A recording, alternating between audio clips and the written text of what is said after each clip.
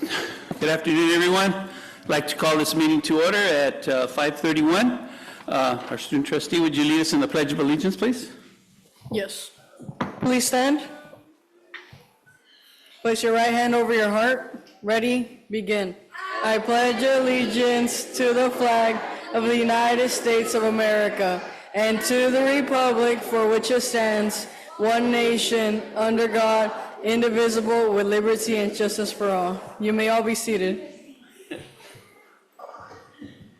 Thank you for that enthusiastic rendering back there. Good job, students. May I have a roll call, please? President Joey Acuña Jr. Here. Vice President Jocelyn Vargas. Clerk Silvia Paz. Trinidad Arredondo. Present. Adonis Galarza Toledo. Here. Valerie Garcia. Present. Jesus Gonzalez. Student Trustee Lynette Bautista. Present. Thank you. Thank you. Item 2.1 on Dr. Esparza, the 2024 Rotary Math Field Day winners. I believe is that going to be you? And we do Mr. have Budai? Mr. Budai, who will be presenting for Math Field Day Award winners. Okay, have at it.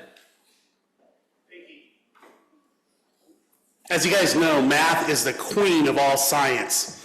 This past Saturday, 5 Coachella Valley Unified School teams competed in the Valley-wide Rotary Middle School Math Field Day at John Glenn Middle School in Indio. 274 students from all 3 school districts competed in 5 different events in 5 different math games. Only the top 2 game winners and the top 3 event winners were presented awards. 6th graders in our elementary school competed against 6th graders from the middle schools of Palm Springs Unified and Desert Sands. I bring this up because the 6th graders from Palm Springs Unified and Desert Sands have the advantage of student mentoring from the 7th and 8th graders that go to their sites. But our 6th graders had the greater advantage because they had our phenomenal teachers as coaches. Let's give a huge welcome to our amazing coaches.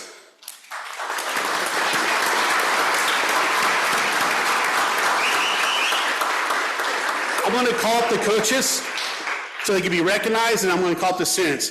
From Las Palmitas, Coach Becerra. From Cesar Chavez, Coach Ruiz. From Valley View, Coach Magana. From Peter Pendleton, Coach Cable. And from Bobby Duke, Coach DeToya.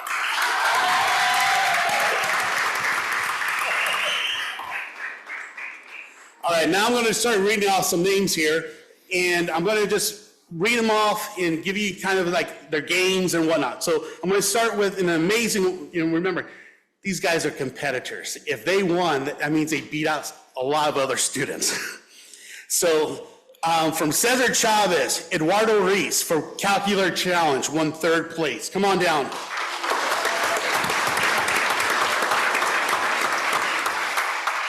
From Las Palmitas, Jacob Montanez in the game Hex, 2nd place. These will all be 2nd place winners here. In mental gymnastics, Caleb Serta from Valley View.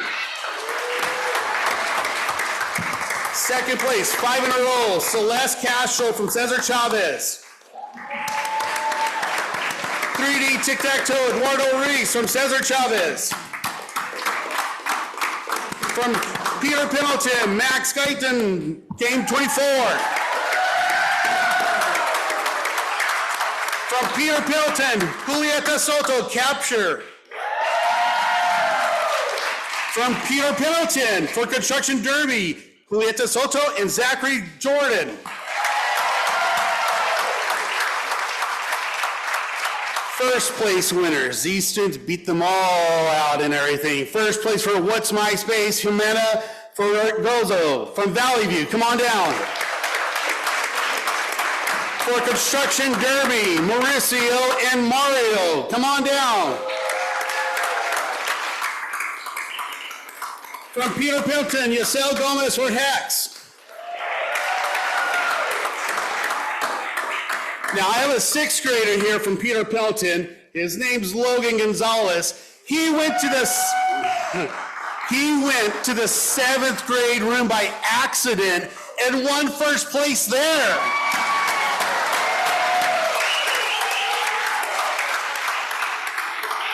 From Peter Pilton, Mateo DeLon, 24. From Peter Pilton, Juan Macias, 3D tic-tac-toe. From Peter Pilton, Zachary Jordan, capture. From Peter Pilton, Team Investigations, Juan and Max. And from Peter Pilton, Mental Gymnastics, Mateo DeLong. Also in this group, we identified the two top mathematicians valley-wide. In second place was Juan Macias. And the top first place, Mateo DeLong. Okay, I'll give you guys another hint too. Insight. The top mathematician was given $100 as a prize. Second place got $50. All the first place winners received $20.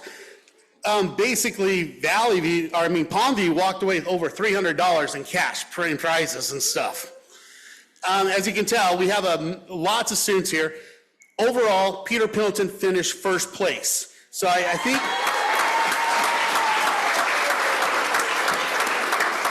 I have one more student from Peter Pilton bring up for their team and stuff, and that's Gabriel Nuno. Come on down. And from Valley View, finished third place overall valley-wide. And the additional students would be Island Diaz, come on down. Delia Solis, come on down. Elia Garcia, come on down. Diego Sandoval, come on down. Sebastian Reyes, Andres Rojas, come on down. These are the sixth graders that took over the Valley in mathematics. Let's give them a huge round of applause. And I'm not done because we had an eighth grade team that finished second overall in this Valley-wide competition. And from Bobby Duke in the Calculator Challenge, Mateo, come on down. Second place in the game Hex from Bobby Duke, Fabian. From Bobby Duke, Israel, 24.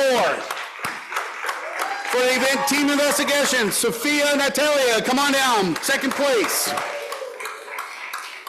And from Bobby Duke, first place, Omar Mendez for What's My Space. Additional members from this overall second place team, Kirsten, come on down. Emmanuel, come on down. Angel, come on down. Olivia, come on down.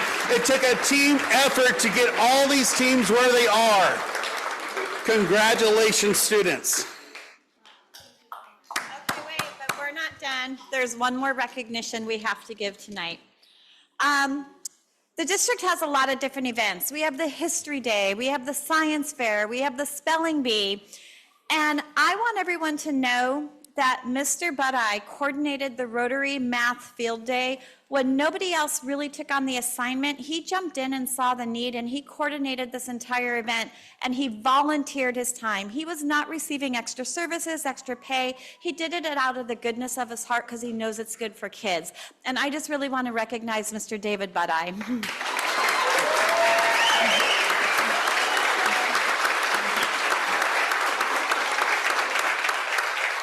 Additionally, students and coaches, we do have certificates, but they need to be signed by the board and our superintendent, Dr. Esparza. So we will disperse these back to you and to your sites and acknowledge you with board certificates after they're signed. Okay? Thank you very much. And I do believe they want a picture, so nobody go anywhere. Picture taking time, guys. Get those cameras ready.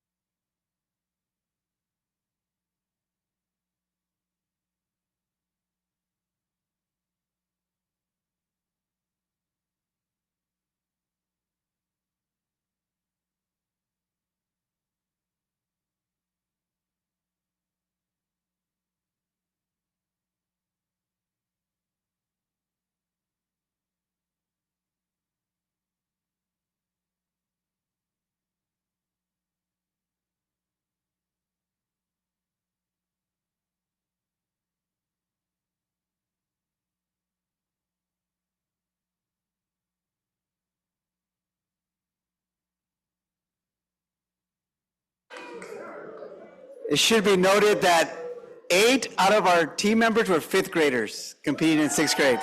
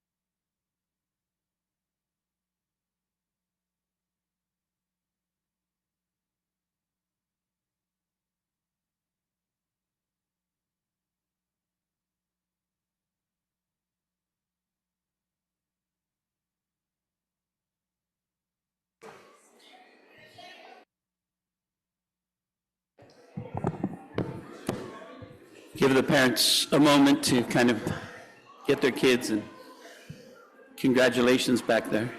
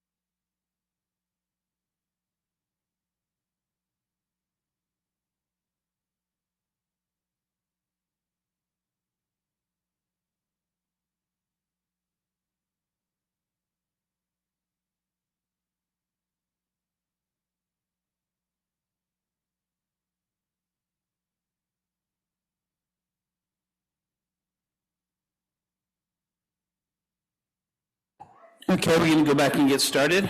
Congratulations to all the winners, and special thanks again to Dr. Burai. He's just an amazing person, has given lots of hours to the district and his students over the years, so really lucky to have him. Moving on, closed session public comments. This is an opportunity for members of the public to address the governing board regarding any closed session item within the board's subject matter jurisdiction. Please complete a request to address the governing board form and hand it to the recording secretary. Speakers will be limited to 3 minutes per person with a maximum of 20 minutes on each subject matter. We have subject 3.1, CVTA President Carissa Carrera.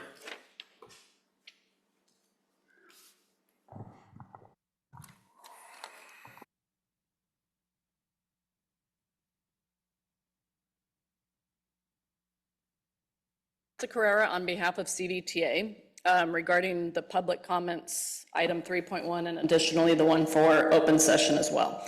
I'm not sure if it was intentional or not, but by removing the option to submit public comments online, you have eliminated the equity of meeting participation.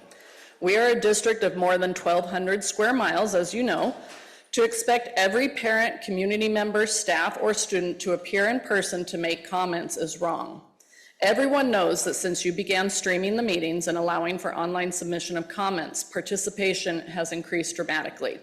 I'm sure you will say that it was a COVID accommodation, and that's true, but so was streaming the meetings live. So are we going to also eliminate that? When district goals always include better communication and participation, you should not be eliminating one of the methods people use to do that. We believe you owe the public an explanation as to why that was removed. And I'd like to add at the end that the only reason I'm here tonight, because I'm supposed to be on FMLA leave still, is because I was not able to submit my comments online. And I had several comments. So I had to leave the family that I'm taking care of in order to come and take care of this part of my job that at the last meeting I could have submitted online. Thank you. Seeing no more comments, can I get a motion to enter into closed session? Second. I have a motion and a second. All those in favor? Aye. All those opposed? Motion carries, and we will be back at... Time are we coming back, Lonnie? 7 o'clock, 7 p.m. Okay. Thank you. Okay. Board notification, request to address the board. A little paper out here. Public comments, open session, introductory comments and requests to address the board on items on the adopted agenda and items not on the adopted agenda will be considered from the audience at this time. Please complete a request to address the governing board form and hand it in to the recording secretary. Speakers will be limited to 3 minutes per person with a maximum of 20 minutes to each subject matter. Additionally, the person making the request should state his or her name and the name of the organization or group represented. Please be advised that the board is not always at liberty to answer questions right away. State law prohibits the board from taking any action on items not listed on the agenda. Okay, we have a stack. Let me see.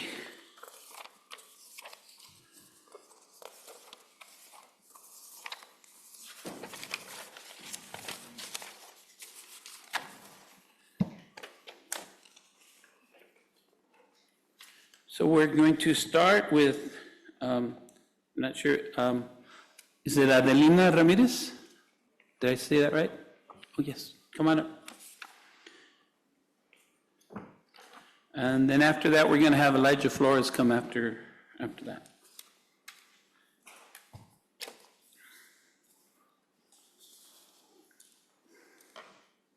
Hi, my name is Adelina, and I'm representing myself.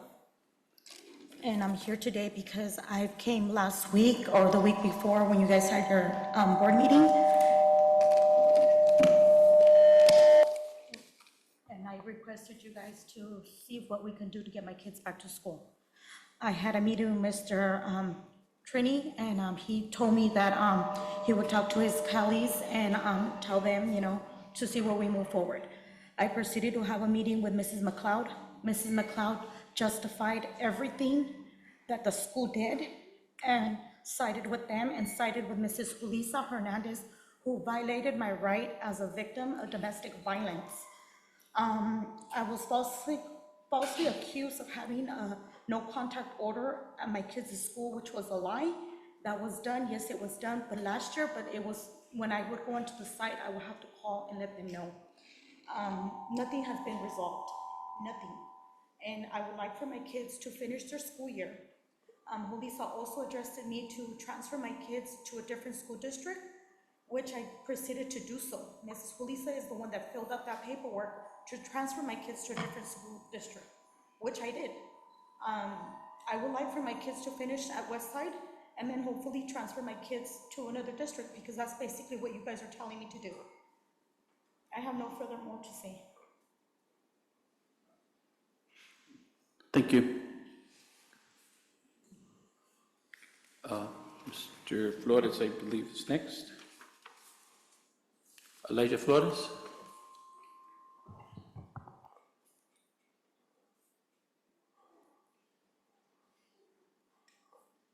Hello, my name is Elijah Flores, and I've been bullied at Westside Elementary.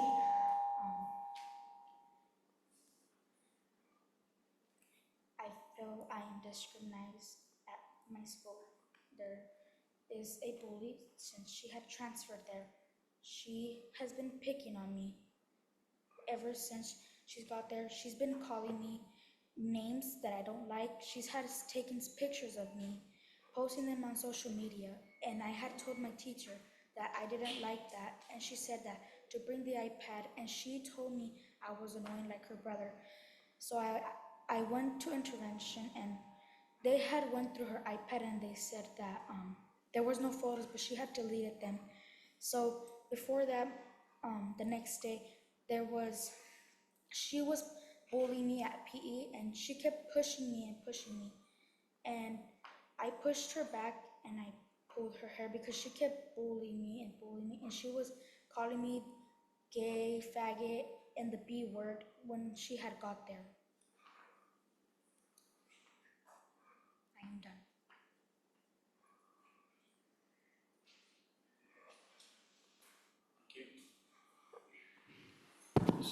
Awful help. Thank you. Mr. Alvarez?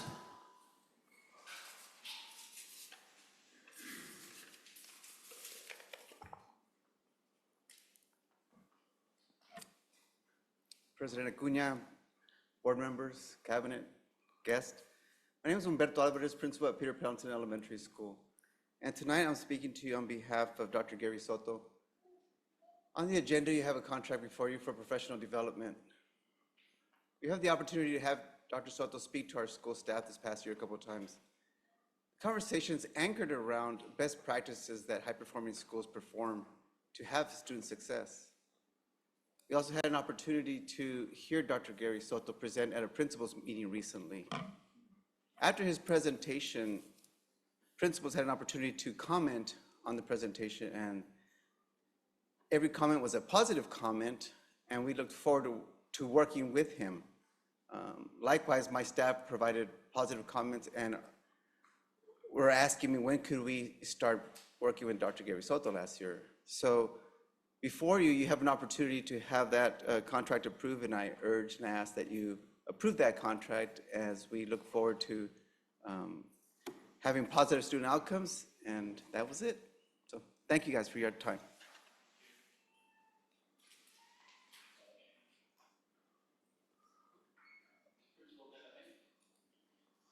Principal de la Peña.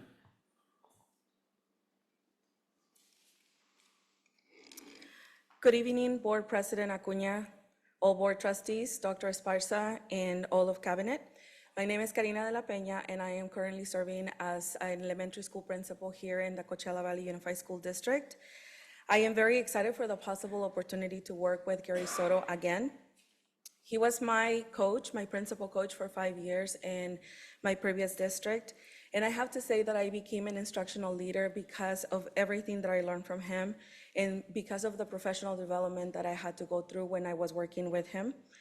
The areas in which I received support were best first instruction, collective efficacy for teachers and staff, as well as administration, student goals, gradual release, targeted feedback for teachers about their instruction. When I first took my school back in 2016 in my previous district, we were very low. Low 20% in ELA and about 19% in math. As I started working with Gary Soto, in 2019, we were able to improve to 44% in ELA and 37% in math, and that was the last time we took the CAS before COVID hit, and eventually I transitioned to this district. This was about a period of 3 years. What I saw work was a very systematic way of teaching and delivering instruction and engaging students during instruction. What you expect is what you get. At Valley View, I started to implement some of the strategies that I learned were working with Mr. Soto. The following is a statement from a teacher here at Valley View. I used the method of teaching DLP showed us, and my students who were stuck at 91% for a while tested at 98%. If you have a minute, I would love for you to come and join me in one of the sessions that I do with my teachers as I coach them through instruction and also as I coach the future coaches that are gonna be at the site. Having said that, I am sure that my fellow administrators like me are ready for support and for change, as well as for success. I can't wait to transition from being a manager to an instructional leader here in Coachella Valley Unified School District. My goal is to have my students score at least 70% proficient or meeting or exceeding standards in ELA and math. And I am sure we can do it. I see the potential in our students and I see the potential in our teachers. Thank you so much for your time. Thank you. Vice Principal Silva.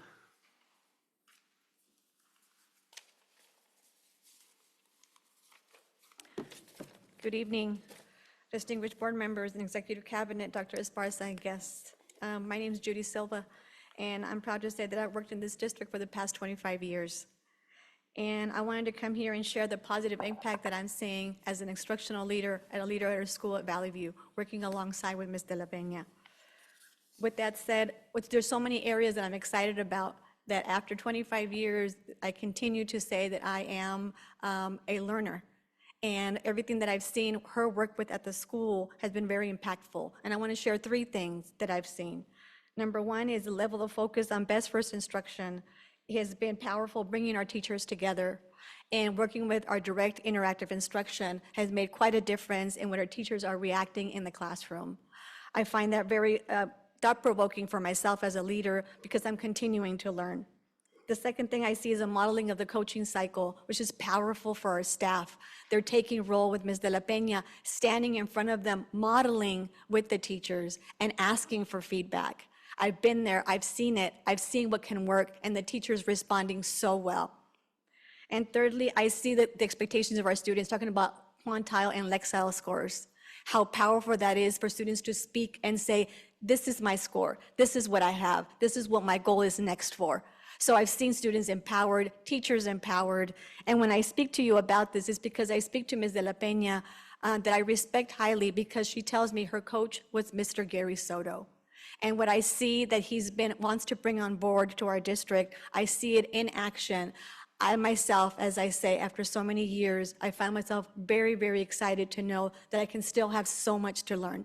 And like Mrs. De La Peña said, I invite you to please come and join at Valley View to see how much we can do together, to see the differences that we can make, because I know that what I see in action can be powerful not only at Valley View, but at all of our schools here in our district. Thank you for your time and for the consideration to bring Mr. Gary Soto to continue to produce our leadership here at our district. Thank you. Thank you. All right, next up, 7.1, Carissa Carrera, CVTA.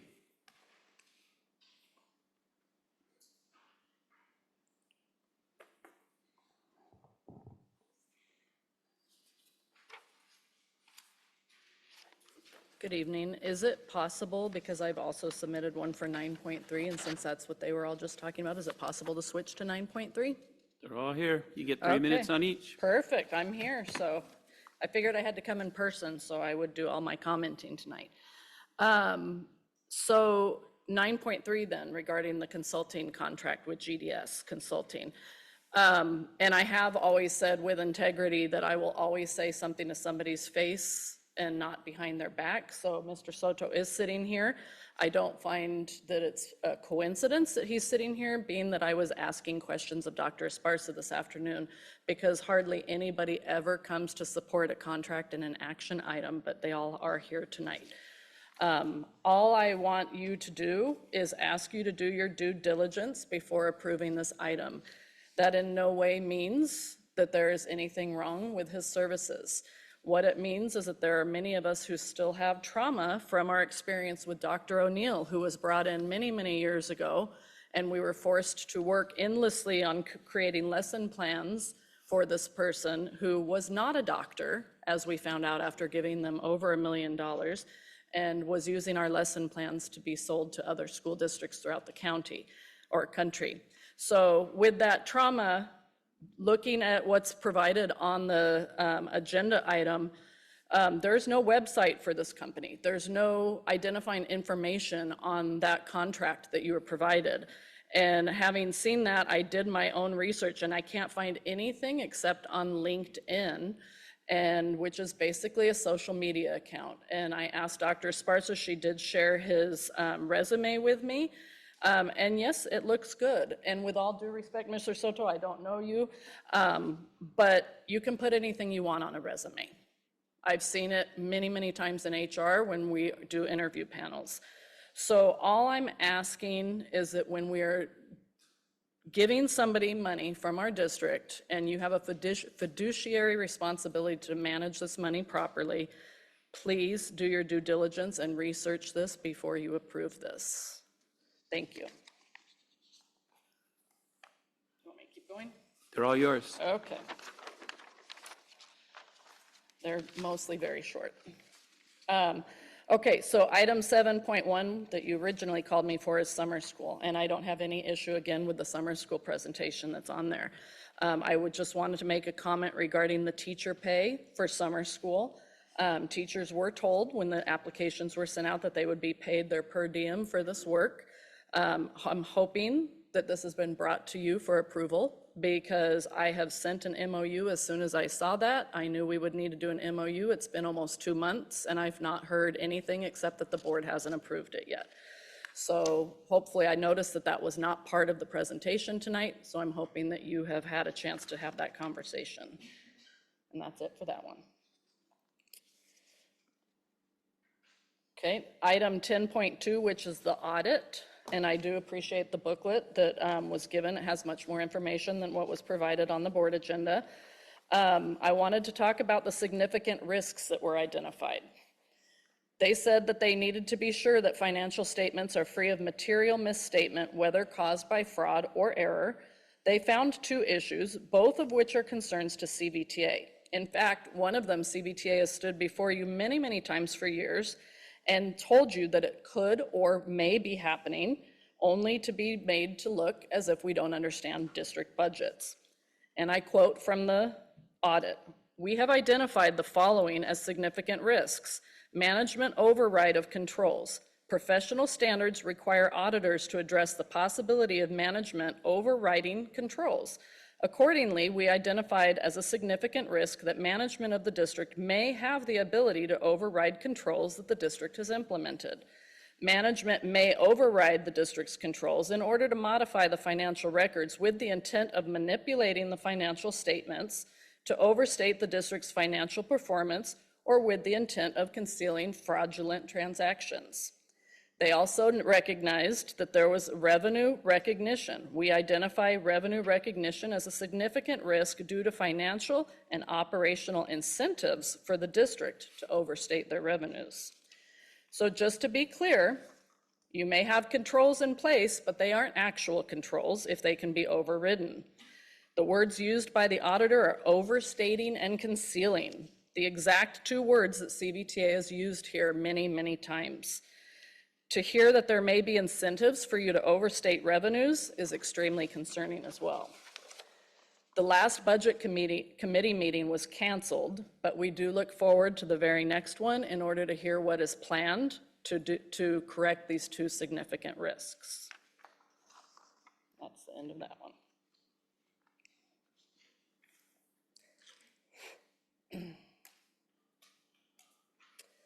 Okay, on item 10.3 regarding your general fund or your ending balance report, this shows in the general fund that you have $21,781,951.57 of unrestricted ending balance. This is more than you had last year, the year that you said that you could not afford to give us COLA because you would have to deficit spend. I thought it would be important to remind everyone about that because, again, CVTA always comments on the ending balance, and we are always told that we just don't understand the numbers. What we don't understand is why your ending balances continually increase when your projections continually show deficit spending. That's the end of that one.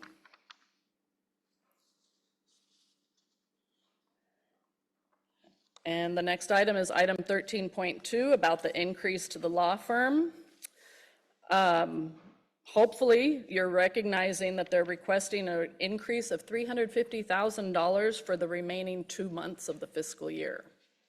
That's pretty significant, I would think. Over the past couple of years, my experience has been that nobody in this district can get any work done without calling the attorneys first. I'm wondering if the district is being run by these attorneys, or is it that you're just not allowing your staff that you've hired to make the decisions that they're hired to make? It's extremely concerning as well. I won't get into this now here, but I will say there are some concerns related back to what the auditors found, that there might be incentives to overstate things. So that's the end of that one.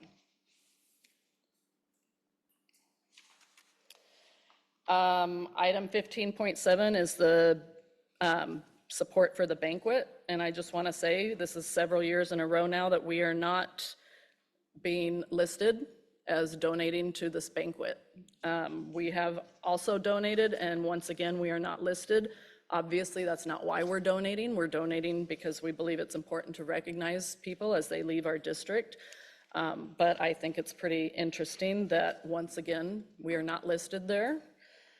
And that's it for that one, and I have just one more.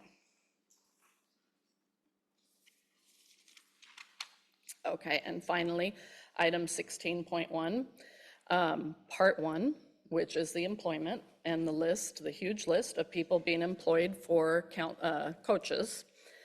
The hiring of coaches at the sites has become a huge issue for CVTA. Candidates were clearly told in the interviews that they do not get to pick the site which they would be assigned to, yet several of the people on that list were assigned to one site and have been allowed to switch to a different site. This is important because at the same time, we have some coaches asking for switching, and they are being told that no one is allowed to switch the site that they're assigned to. But in fact, we do have personnel in HR, both in management and not in management, who are allowing the switching and are telling people to keep it quiet. The favoritism in hiring is continuing strong in CVUSD, and you will hear about this again, as I'm sure grievances will be filed and complaints will be made to the state. Thank you. Thank you for your comments. That's all that I have. We have no more? That's it. Okay. Put that aside. Okay.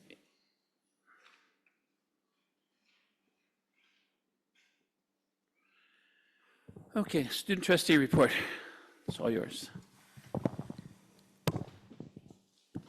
Hi, okay, so for DM, Barbara, I'd like to say, summer school apps are open for credit recovery and completion. This year, Desert Mirage boys volleyball team are the winners league championship and made it to the first stage of CIF. She said, "We are exceedingly proud of their accomplishments and are excited to see them thrive in upcoming seasons." On April 24th, ASB concluded DM's 20th anniversary celebration in collaboration with administration staff. The community event was exceedingly successful, with many smiles, appreciation from current and former alumni, along with CVUSD and RCOE overseas, Mr. I'm sorry if I pronounced this wrong, Torres, and bird singers and Torres Martinez gave a blessing and performed. For West Shores High School, our boys volleyball team currently has a league score of 5-3, and we wish them luck to bring another win during today's home game against Calexico Mission. Also, congratulations to our senior boy volleyball players today on their senior night. All of ASB is currently working on posters, candygrams, and decorations for our visit from our future Wildcats from Seaview Elementary School.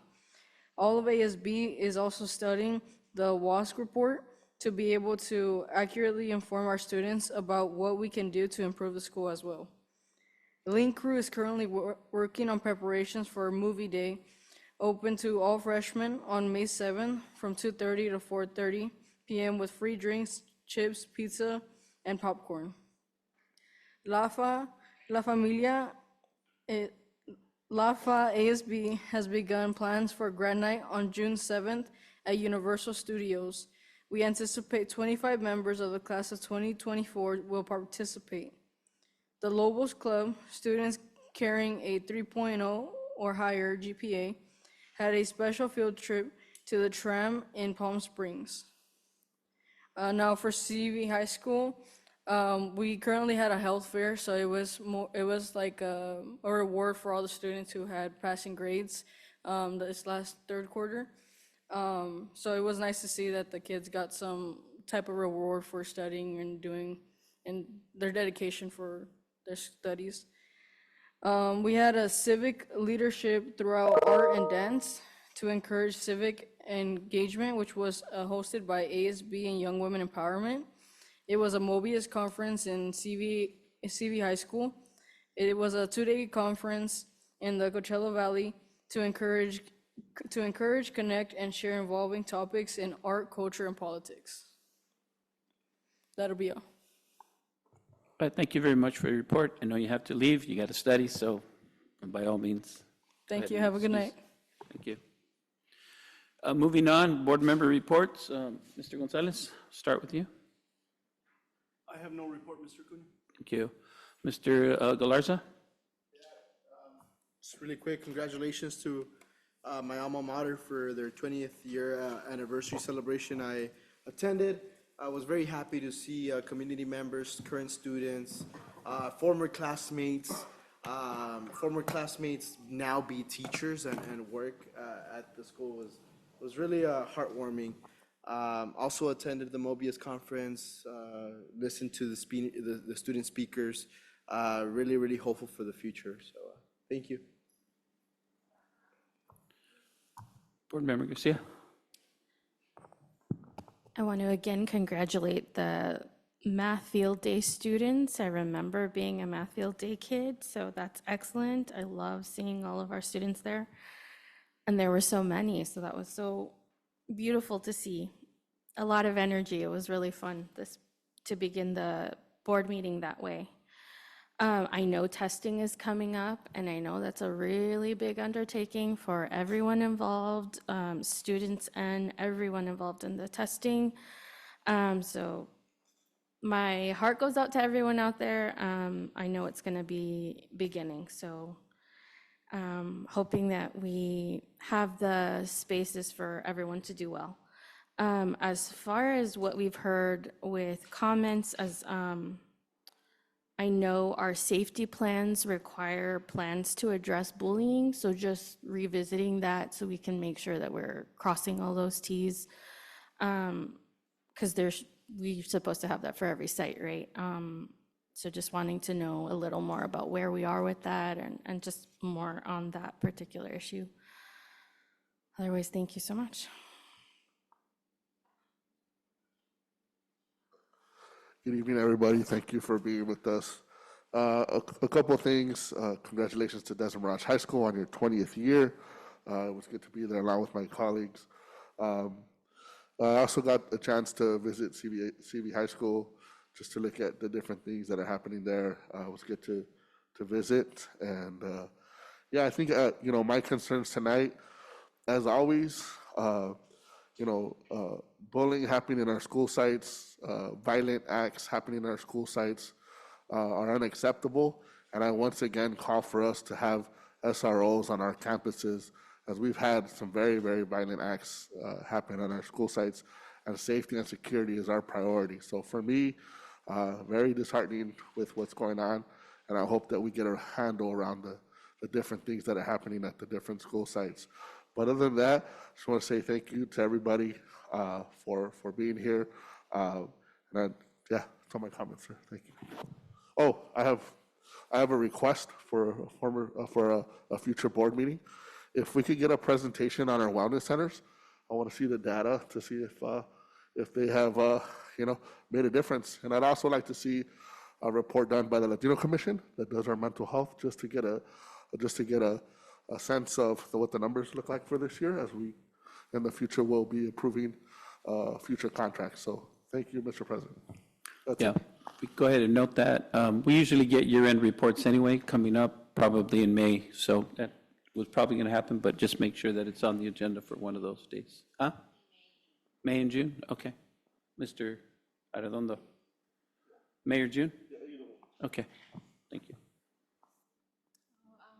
The only thing I have to report, I also joined colleagues and staff at the 20th anniversary, and it was, like Mr. Galarza mentioned, really nice to see former students now teaching. I know that they're going to make a huge difference, in the students' lives, and so I'm really excited to see that. But yeah, that's it. Thank you to everyone who came tonight for public comment. Yeah, I concerns about the bullying as well. We could follow up and things like that. That's it.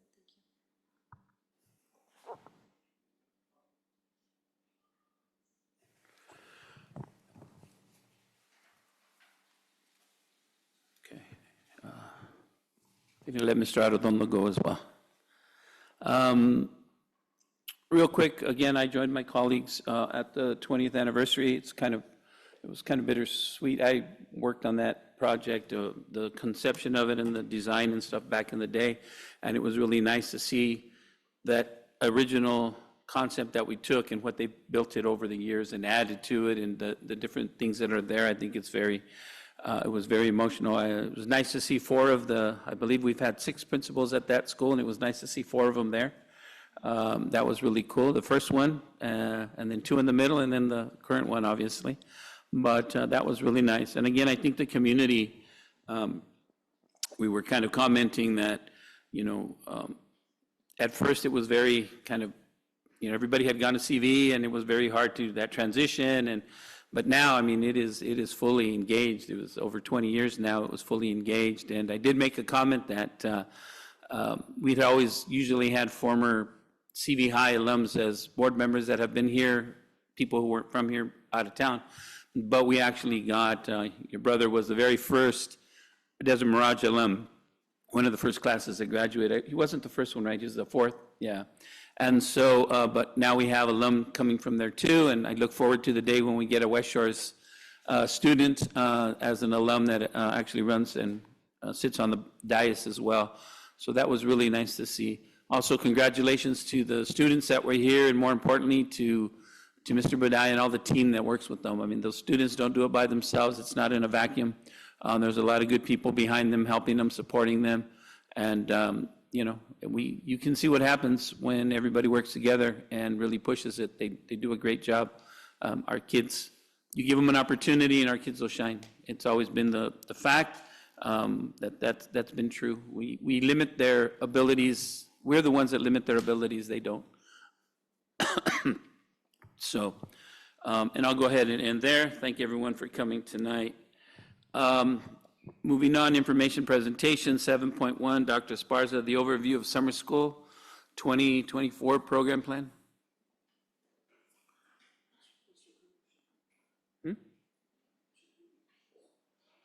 Not yet.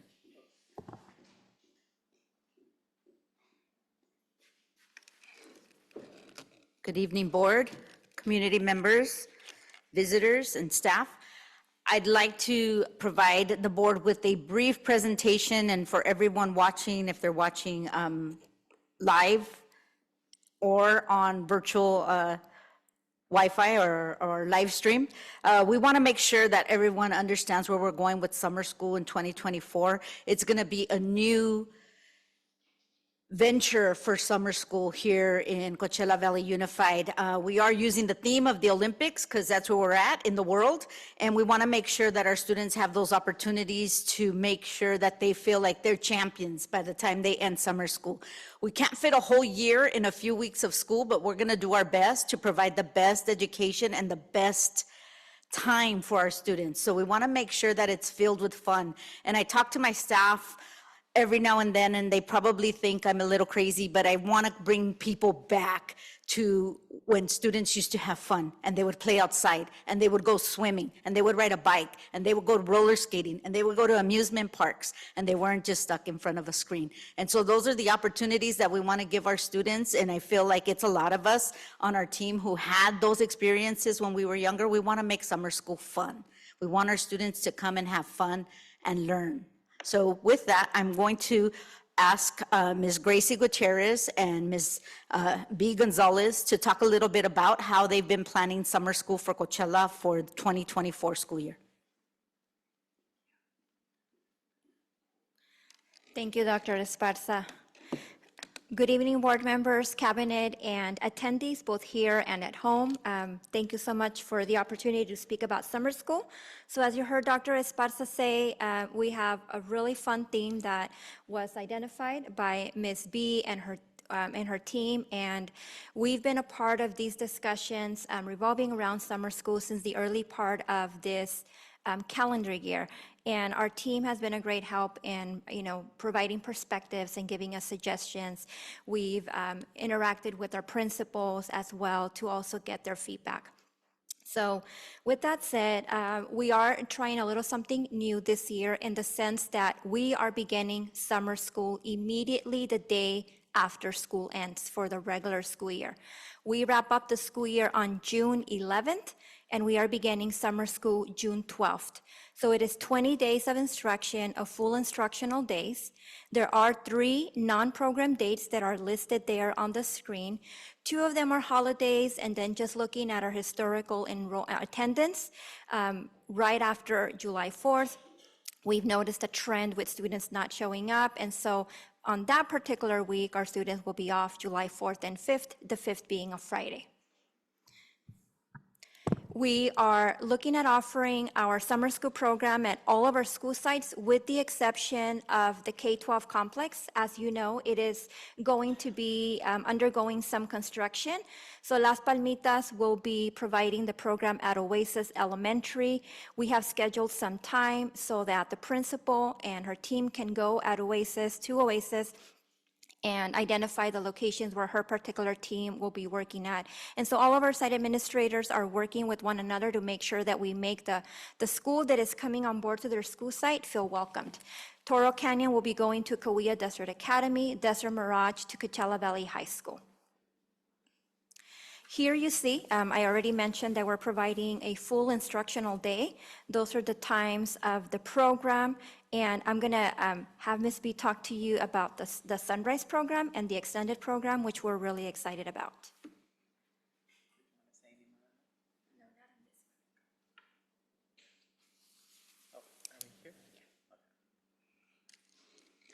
Good evening, President Acuña, board members, cabinet.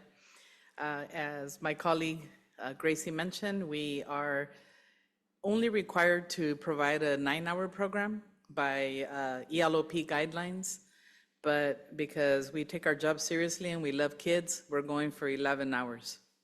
What does that mean? That means that every elementary school site will start at 6:30.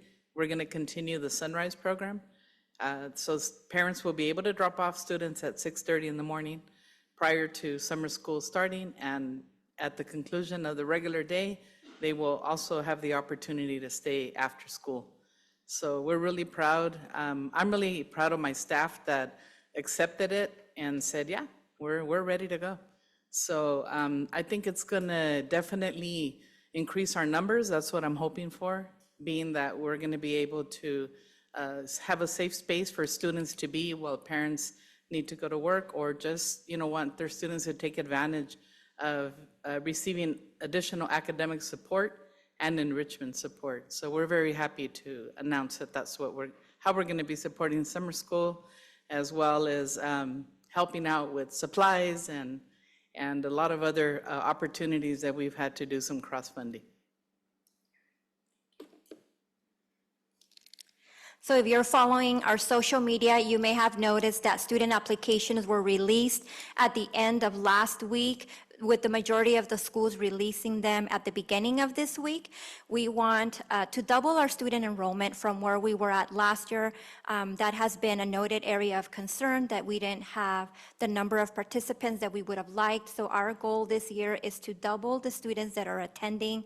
And so it's a goal that has been communicated to our site administrators as well. And so we're all going to be working really hard to raise that number. We want the program to be as accessible as possible to our families. We're trying to make it as easy for them to apply. They can pick up a paper application if that is their preference, or they can go ahead and apply through an electronic application specifically for their school site. So we are monitoring student enrollment. We are meeting with department leads as a team so that we can have those discussions about the shape of the program as it continues to develop, right? So what I'm trying to get at is that for our teachers, currently elementary teachers, we have 189 teachers that have applied. And for secondary, we have 120 teachers that have applied. And so when we look at the number of students that we want to host this year, we're pretty much going to be using all of those teachers should they wish to accept that summer employment, right? And our plan is to offer the per diem rate. So this is a snapshot of what our students would be receiving. Math and science are going to be the key content areas that are driving the program. As far as the academic component or the main academic component, we do have enrichment sessions, and this year there's been a request to add an additional session to the day. So the way that it's laid out right now, we're still conversing, we're still interacting with Ms. B and her staff to try to, iron out the schedule. But for example, at the elementary level, it's looking pretty much like half and half, where 3 hours focused on academics and then 3 hours on the enrichment. There's also something new that has been proposed, and we really haven't come up with a better name for it, but right now we're calling it the Test Prep Boot Camp, where students are going to be just trying to pick up some skills in regards to test taking, because one, it is a skill in and of itself, and making sure that they understand how to navigate the platforms, how to understand the layout, the structure of the questions that they're being asked. And so that is going to be a part of the day. And then if you look over on the right-hand side of the screen, you see some summer project ideas. These were generated by Dr. Esparza, and you should see her talking about these topics when she shared them with us. She's very passionate about providing our students additional opportunities to just be a part of impactful learning activities where they're getting their hands in there, so a lot of hands-on learning. And so these are some of the ideas that have been proposed and that we have been developing lessons for as well. This is just a sample schedule. This follows what we had in place last year. It doesn't mean that it would stay specifically like this, but it gives you an idea, for example, of the different options that may be available for a student at an elementary or a middle school. And then, as you know, at the high school, really it's not a one-size-fits-all program for each school, because some of them, or actually all of our high schools, will be offering credit recovery. There will be opportunities for advancement. We do offer a summer bridge program for students going from 8th grade to 9th grade.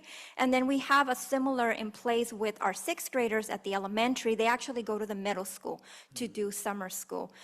So depending on the school, some of them will have brick and mortar classes. And of course, sprinkled throughout, depending on the student and the course options that they're following, some of them will have more access than others, perhaps, to the enrichment sections. And Ms. B is gonna talk to you about the proposed field trips. So we wanted to pick some field trips that would be enticing and would also correlate and align to what we're going to be doing in summer school. So as Dr. Esparza is very passionate about the engineering and students, being able to make roller coasters, and all this. So of course, one of the perfect places to go is Knott's, because it is friendly for our TK 12. So that's one of the field trips we're looking at taking, as well as Balboa Park. For those of you who are familiar, There's a lot of really nice museums, beautiful outdoor areas, and we are hoping, we're finalizing, hopefully by tomorrow, there's a museum there, Comic-Con. And that's something that also factors in and aligns very well with what we're doing. Aside from that, we are working with some local agencies here to provide swim lessons. We're still working out which grades or age levels will be able to participate. So we have a lot of really fun things programmed. Those of you who know Lydia and I, we dream really, really big. So we had to scale back because at the rate we were going, we would have had a field trip like every day, and Dr. Esparza said, no, none of that. So, but I wish we had 45 days for summer school because we just had all this really cool stuff planned, but we are looking at bringing back our partners like, the folks that are doing the Hollywood stunts with the drones and the drone soccer, and they've added, I think he added it just for me, but there's a Star Wars component now for middle school. So I can't wait to see what that's all about. This is a snapshot of some of our funding sources. It's pretty self-explanatory. I'm not sure if there's anything that you would like to add, Ms. B, but it gives you just an idea or an overview of the funding and what is being covered by each. No, just, of course, it says ELOP, but there will also be some expanded learning dollars included in that. All right, so with that, we welcome any questions or comments that you may have. Any questions or comments from board members? I think just had a really quick clarification question. For the schools, Desmirage, Las Palmitas that's going to Oasis, are you running two separate programs at the same site, keeping the students apart? Or are you kind of merging them together and running one program with two schools? We have had some discussions, some preliminary discussions. For example, I do have one principal at the elementary that wants to merge the two. The other one is still trying to, digest the information. And so it hasn't really been set in stone. Okay. I could see something like that functioning a little better at the elementary level than, say, for example, at the high school where you have DM going to CV and we're talking large groups of students. So it's not something that is definite at this point, but we've had some preliminary discussions around that. I agree with your point about it working better at the elementary school, because I remember my experience in summer school. I was a student at Oasis School, and every summer they'd bus us to Las Palmitas. And some of the most, I guess, cherished memories and friends that I have from elementary school came from Las Palmitas, right? And that's how I was able to kind of network as a student within the district, was through those programs when the district would merge two school togethers and kind of just let the students interact within each other. I think that was pretty cool. I think for the after-school program being the way that we're required to collect attendance, it would get a little hairy for us. Okay. Because we would then have to maybe have two separate rosters for the morning and the regular day and the after-school. Nothing says that once that process isn't done, there couldn't be that, intermingling. But also for us, I think one of the biggest factors when we start recruiting for summer school, our most popular line staff members will tell the kids, hey, I'm working summer, so make sure you come because I'm going to be here. And our students are really attached to a lot of our line staff members. They have such a good relationship that they will tend to follow them. So I guess I see value, Trustee Galarza, in what you're saying. And, if that's the will of the board, we'll figure it out. We can. And I don't see why in some instances there couldn't be some combined activities. But logistically, it does get a little hairy. Yeah, and it's not the will of the board, it's just my idea, right? And sharing my experience as a student, maybe hopefully that will have an impact on the way that you all decide how to move forward. But at the end of the day, if what you're telling me or what you all present is, hey, we want to be effective, more practical, and we're still going to provide an amazing experience, then who am I to get in between of that, right? So. No, but I do find value, and obviously for us, the first thing we want to do is serve our children to the best of our capacity, but, we do have our requirements for our funding, so, but I'm sure we can have some more conversation and see what we can do, even if there's activities periodically where maybe all the students can come together. Like I said, even after school, once they sign in, there's no reason they couldn't cross over, but just the initial sign-in would have to be separate. Anybody else? Do you have any? I have a question about the start date. Does it give enough time for staff preparation? The way that we have laid it out, and this is still something that would be pending board approval, it would be extra services coming up, hopefully to the next board meeting, but we've identified days where staff would get trained. Usually the training comes after the year ends. If it ends on a Tuesday, training might be Wednesday, Thursday, maybe Friday. This time around, the trainings have been scheduled after school. And there's also, on the last day of school, there's been time allotted for the individuals that may need to set up their classroom. That's especially going to be critical for our teachers going from Las Palmitas to Oasis, and the middle school and the high school. Thank you. Mr. Gonzalez? No? All right, well, thank you for the presentation. Make it fun. You know me, I just want to make it fun for the kids. Thank you. Thank you. Item 7.2, Mr. Everson, presentation of the Transportation Services Plan. Is this going to be fun too? Yes, sir. Thank you. Good evening, our board member, president, and the board members, cabinet, Superintendent Dr. E., and to the public. I'm Steve Everson. I'm going to be discussing the Transportation Service Plan. I think I'm doing this right. All right. Back in 1922, the state legislature passed the AB 181 that's given funding of almost 60% to the home-to-school transportation. There was 4 basic requirements of this Transportation Service Plan. The number 1 was descriptions of transportation, the service that we provide for the students in the district. Number 2 is the unduplicated transportation for students. Number 3 is the type of plan that we develop with the classified staff, the teachers, the school administrators, the regional and local transit authorities. We have to share that information with them.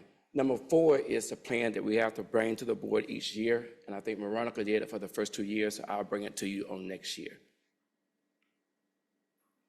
Here, we are a unique district. We're probably one of the only districts that I know in this area that I was doing my homework on that does the high school transportation and the special education transportation here.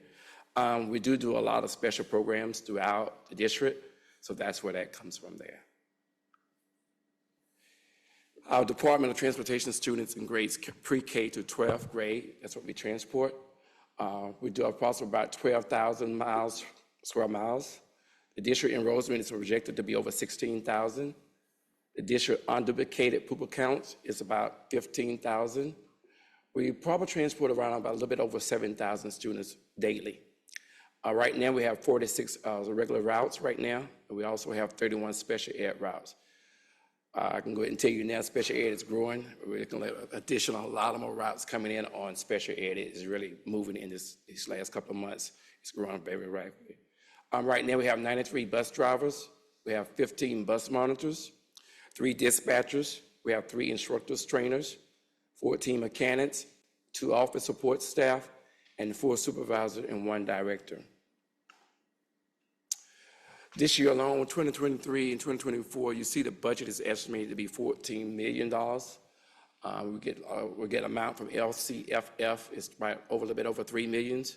The AB 181 funding comes about over a little bit $4 million.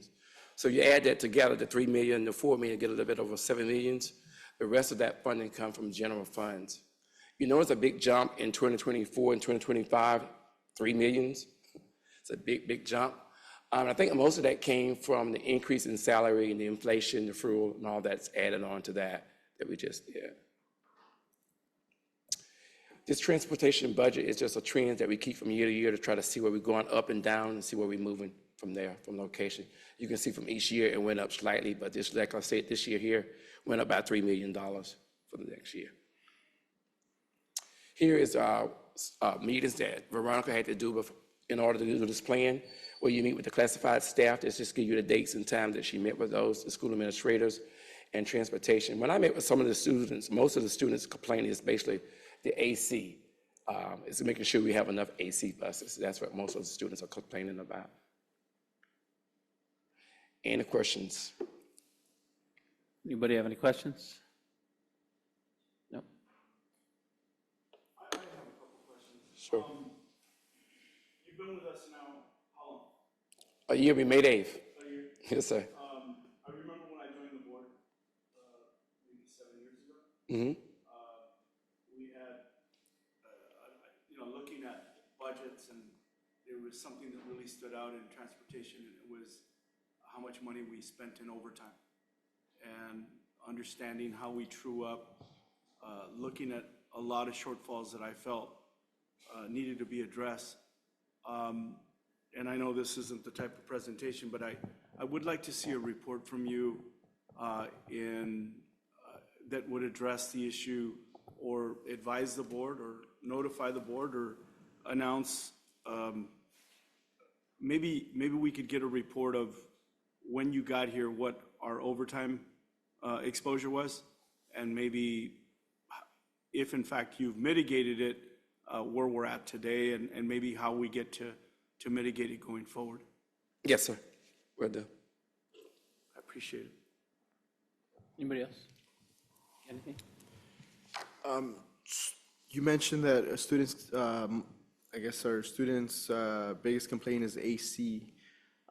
What's our status on our buses with AC? Do all of our buses have AC? Just about all our buses have AC. We have probably about 15 buses that doesn't have AC. We're retroing buses, like 10 buses right now that we have approved to retro over.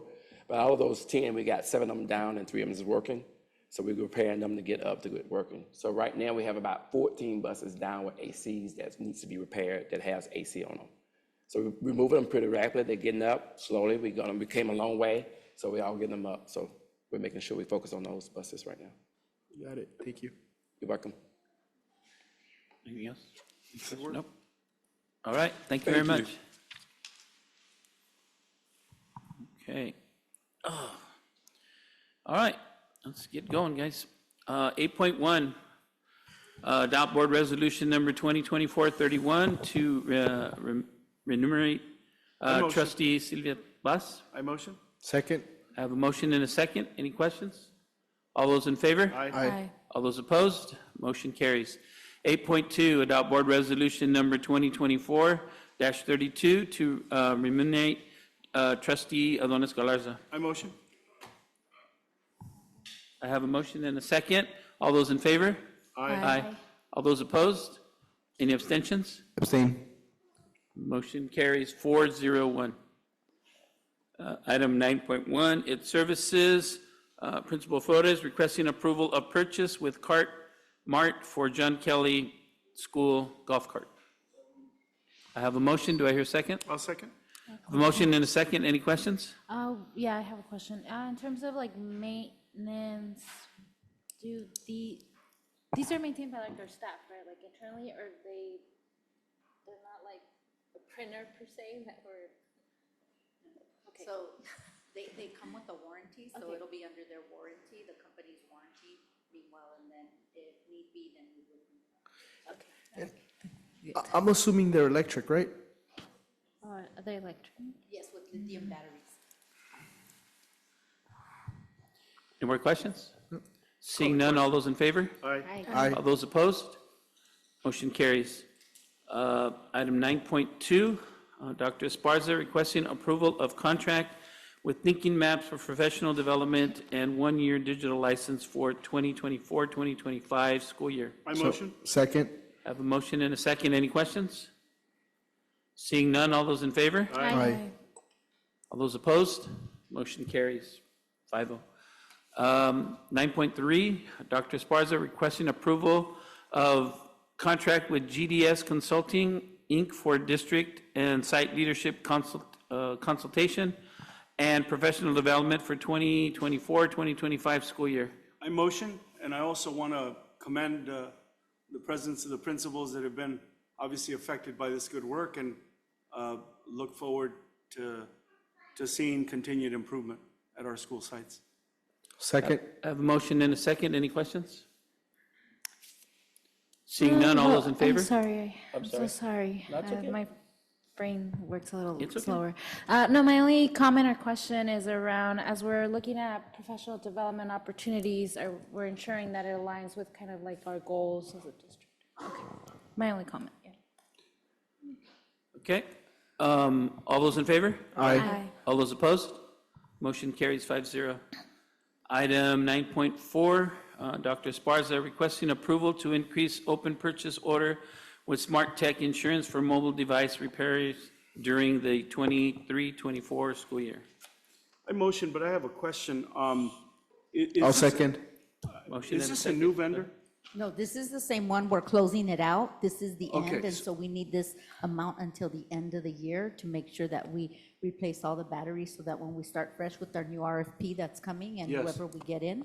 And this they is will the be- Florida firm, right? Yes. And this is the people that took months to get devices back to us. And so what we have. We're going to pivot in a different direction Yes, after this. but we need to finish off My the motion last order. stands. We have a motion and a second. Any other questions? Seeing none, all those in favor? Aye. Aye. All those opposed? Motion carries 5-0. Item 10.1, Assistant Soup Salcedo, adopt Resolution 2024-33, transfer funds for the Coachella Valley Education Foundation. Motion? I have a motion and a second. Do I hear a second? Second. Motion and a second. My one comment, man, it's about time. Yeah, it's been a while. It's been about We can 5 years. actually get the foundation to start working on using that money for some programs and things, so that'll be great. All those in favor? Aye. All those opposed? I Motion just- carries 5-0. Item 10.2, Ms. Alvarado, approval of fiscal year 2022-2023 fiscal audit report. You have the report. We've I had it. motion? I have a motion. Do I hear a second? Second. I have a motion and a second. Anybody have any questions on it? We have the Any auditor. comments? Yeah, she's our lead auditor's here, Mhm. Shiloh. She's here. Yeah, if you have any questions. She can, yeah, that way she talks a little bit about it and addresses. I mean, I don't know if she could just briefly speak to like, Yeah, I can make it as short as you would like, or if you just want to go to questions, I'm fine with that as well. Give us a quick overview. Quick overview. Okay, so your audit report is presented tonight. Hopefully, you've all had a chance to look at it. And what we're bringing is your independent auditor's opinion as an unmodified opinion. We consider that to be a clean report. It's the highest level of assurance we can provide in an audit, meaning that your financial statements as presented are materially stated based on our audit. We didn't have any findings related to your financial statement audit that we would classify as a material weakness or a significant deficiency, so no findings on your report. You had a federal program finding that's included in the back of the report related to the equipment purchases with federal funds. Any specific questions, happy to address that, but I'll just leave it at that. And then as far as your state compliance goes, there was no findings in relation to your state programs that were audited. So that state program audit was a clean report as well. And then last but not least, you would have received a separate letter from us that you have probably loosely within your copy of the report. And I just want to go over that really quick because that letter is our communication to you as a governing board that we find to be really important. It tells you some things outside of the bound audit report that we think are really important for you to know in an audit. For example, if we had any disagreements with management during the audit, if we had any difficulties in completing the audit, those are things we would want to tell you about in the audit. The other thing it does talk about is, and you heard it earlier tonight, where we talk about this concept of significant risks. And what I wanted to kind of mention to you about that is, you know, in all audits, there's inherently risks with any organization. And the two that are highlighted in that report that we refer to as management's ability to override controls and revenue recognition, those are inherent risks in any organization. So those are not specific to you. Those are things that as auditors, we have to know are out there, and we design our audit to make sure that your specific organization does not have any problems or issues as a result of those risks. And our audit does a significant amount of testing in order to ensure that those risks are not followed up with an actual problem for you. So if you had any problems related to those, we would have had findings in your report. But as I mentioned earlier, there were no findings. Those risks were addressed in our audit. And so I just wanted to make sure I touched on that for you. So how do we minimize those risks, or is it something that's just going to be in the report ever? Inherently, they're going to be there, right? I mean, inherently, management could always go to an employee and say, I want you to do something for me. And whether that employee obliges or not, right? Inherently, that risk is out there that management could ask employees to do something that maybe wouldn't be the management's authority to do. That's just an inherent risk. One of the key things where that would take place, let's just say, and this is, I'm going to get geeky for just a very brief moment, you know, when you look at your financial statements and journal entries, and who can put journal entries on your financial statements, who can, you know, record transactions on your financial statements. We look at that, right? We look at who's making those transactions. We use data analytics software to analyze who's actually recording things to make sure that there's no unauthorized users recording transactions in your financial statements and things like that. Okay. So just for point of clarification, there was no findings of any foul play as it was indicated earlier? Correct. Thank you. Thank you. Thank you. Anybody else? Nope. We're good. Thank you. Thank you very much. Have a good evening. All right. I believe we have a motion and a second, correct? Call the question. All those, or any further questions? I call the question.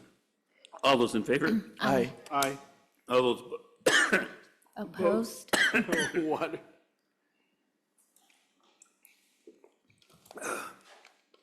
Sitting too close to Trini, I think. I don't know. Did he wash his hands? He had the same thing. I'm sorry. All those in favor? Aye. Aye. All those opposed, motion carries. Sorry about that. Item 10.3, Ms. Alvarado, adopt board resolution 2024-30, classifying components of the ending fund balance. So move. I have a motion. Do I hear a second? I'll second. Any questions on that? Seeing none, all those in favor? Aye. All those opposed? Motion carries. Item 10.4, Mr. Everson, approval to purchase 3 replacement gates from Patton Enterprises, Inc. for the warehouse and transportation yard. I just have a question before I motion. What is the condition of the gates, and how is it that we're so quickly replacing the original gates? The replacement, there's no available replacement parts anymore, so we can't fix them. So You're now we saying need to the replace actuator or the gate itself? The actuator, yeah. So it we're gonna won't- buy a whole new gate Yes. instead We of an can- actuator? Yes, so they have to actually replace the whole. It just doesn't seem right to me. It seems like if you have a motor that moves a gate, you buy a motor and you We'll be able to, yeah. and you repair it rather than buying a whole new gate. I don't understand why we would need a new gate. For whatever reason, they're not able to find the parts anymore to actually replace the motor itself to be. I get that, but there's a replacement motor, I'm sure, right? A replacement chain and there's a remote, right? Yes. And there's the sensor. And my thought would be, when I looked at this was, it seems to me like we need to get a group like Patton to come out and change the motor and the actuator rather than replacing the whole gate, right? I don't know. Maybe we need to get a qualified contractor to come out and address the issue and maybe save us a whole bunch of money at a time when we're trying to balance a budget. We can make sure that that actually happened.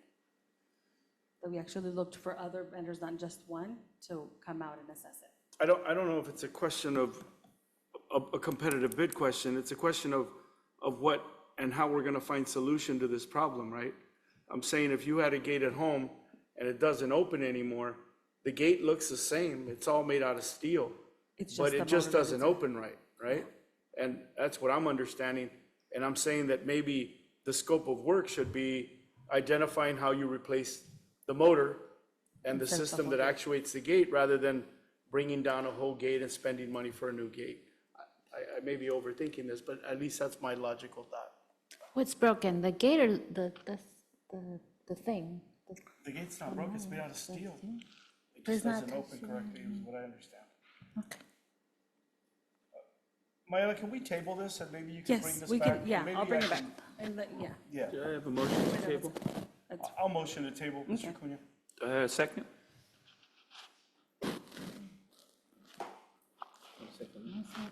I have a motion and a second. All those in favor? Aye. All those opposed? Motion to table.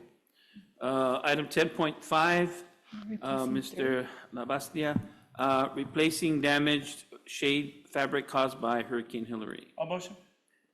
I have a motion, I have a second.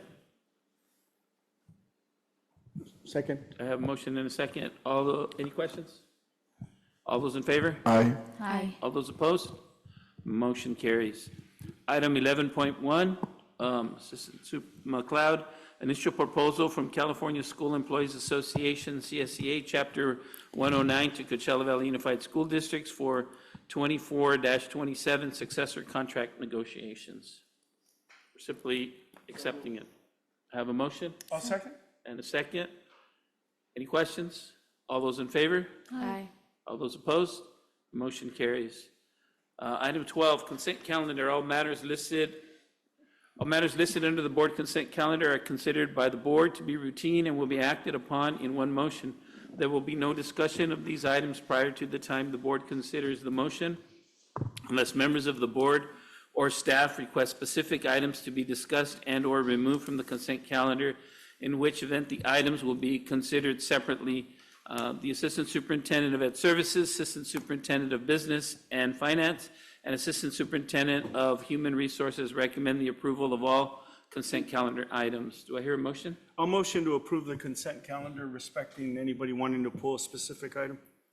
Do I hear a second?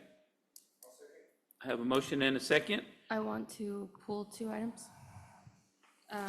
13.2 for discussion and 16.1 for discussion. 13.2 and which one? 16.1. 16.1?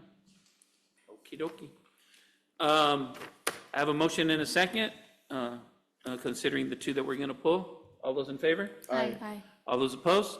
Motion carries. Item 13.2. Just want discussion so we can vote on it.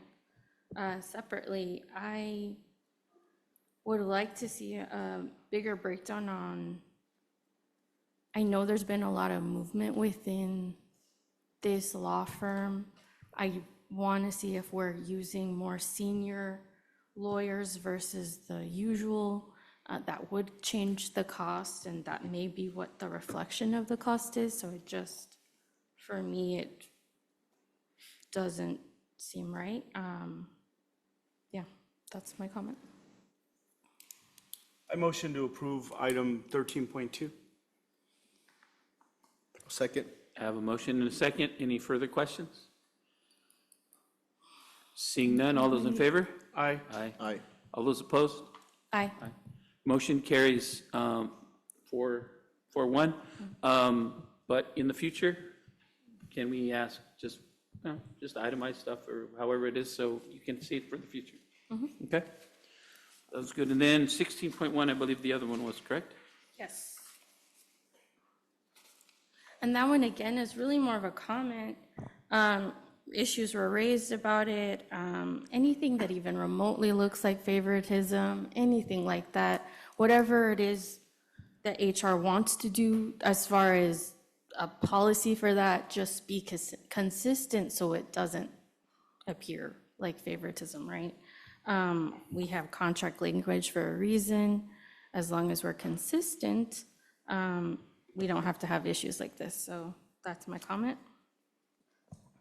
Can I ask a Can I question? ask, is there anything specific? I mean, it's the whole, so you're talking about 16.1, correct? 16.1, their issues brought up were about The certified, the IC's placement in school sites and whether or not they can request specific school sites or whether they can be switched around.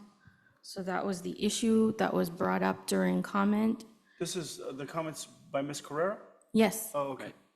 No, I'm just saying, I mean, it's the whole personnel report. So I just Yes. was wondering if there was like individual ones, like usually when I bring them, I do Right. individual, so you're just talking in general. I'm talking I'm just in trying to general. understand where. Yes, Because I'm absolutely. looking for the one that you're talking about. so- Right. Okay. It sounds like it's unidentified. Well, people know what the issue is. We don't necessarily know because the appearance is favoritism, right? So not a clear picture for the public. So that's why my request to you is just whatever it is, whatever the moving rule is, if it stays consistent, we won't have issues like this. So that's my comment. Can we ask, like, what is the, so with the certificated, I think it's part one, right? It's part As we're rehiring, are they, what is the process in terms of site? When we have an interview, we have a panel, and there's recommendations by different principals. For example, we have 6 MTSS positions that we have available. We'll have the 6 principals there. They can all ask for a recommendation, and the person that is interviewing can also request a particular site. The person interviewing may not get the site that they selected. HR will make the final determination on the site that they will be going to based on the recommendation and placing of the teacher. And I understand what you're saying is, yes, we will be consistent. Okay. I motion to approve item 16.1. What is being considered in terms of placement? Just best fit, experience? Is there anything specific, or is it just based on the? It's based on their experience and on their credential, like if it's, if they I have see more the secondary position, experience okay. or elementary experience. And then we also do take into account the principal's recommendation, as well as it is notated if somebody interviews and they would like to select a specific site, they also have the right to, voice that opinion. Yeah, I think thank you so much for clarifying. I agree. I think we need to make sure that we're being consistent, that we're being clear, and consistent across the board. And if we do hear that there is some sort of, I don't know, and maybe it's a perception, I mean, it could be, right? That we're holding staff accountable for those things as well. So I do want to mention that. I mean, I trust what you're saying, but yeah, let's just make sure that it is that way. Anything else on that? No. Okay, I think I have a motion. Do I hear a second? Second. I have a motion and a second. Any more questions? Seeing none, all those in favor? Aye. Aye. All those opposed? Motion carries. Motion to adjourn. No longer, we don't have any closed session. Item 17.2, motion to adjourn. So moved. I have a motion. Do I hear a second? Second. All those in favor? Aye. All those opposed? We are adjourned at 9:43 PM. Thank you all for your patience.